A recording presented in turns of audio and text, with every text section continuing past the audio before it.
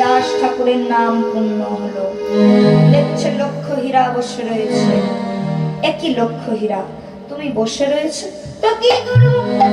তুমি যে বললে আমায় বসে থাকতে, বেশ আজ তুমি যাও, কাল আবার এসো, কেমন?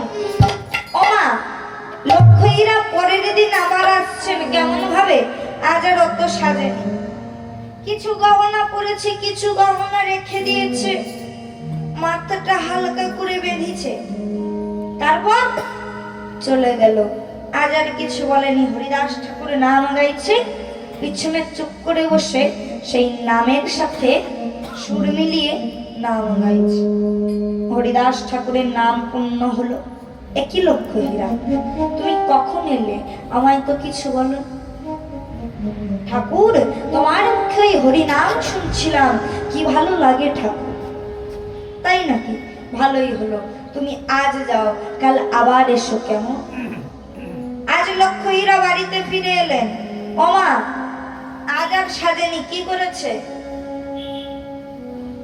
আজ কণ্ঠে তুলসীর মালা ধারণ করেছে, ললাটে তিলক অঙ্কন করেছে, গেরুয়া বসন করেছে, পরে আজ চলেছে। আজ লক্ষ হীরা চলেছে। হরিদাস ঠাকুর দেখে বলছে, একই কে তুমি? ঠাকুর, আমি লক্ষ হীরা। তুমি লক্ষ হীরা? আমার বিশ্বাসই হচ্ছে না। প্রণাম করলো লক্ষ হীরা। প্রভাতকালে বললেন, লক্ষ হীরা, এইবার তুমি স্নান করে এসো, আমি তোমার হরিনাম মহামন্ত্র দেব।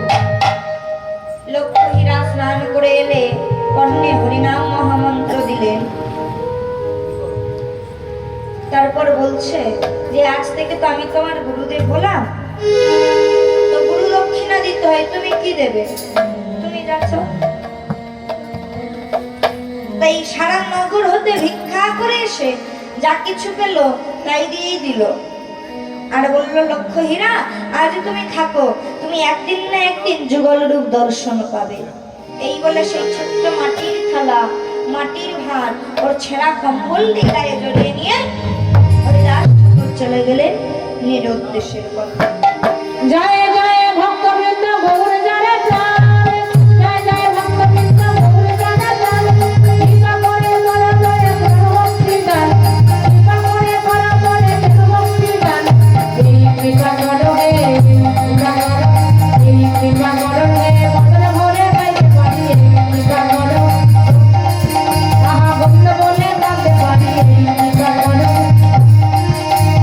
হরি বলে গাইতে পারি, এই কৃপা করো হে, হরি বল, হরি বল, নিতাই কৃষ্ণ প্রেমানন্দে হরি বল, হরি বল,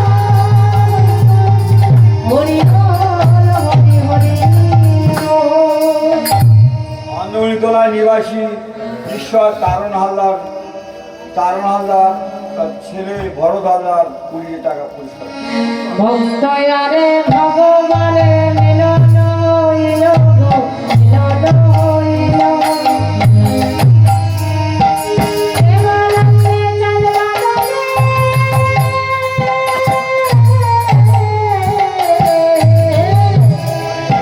হরি হরি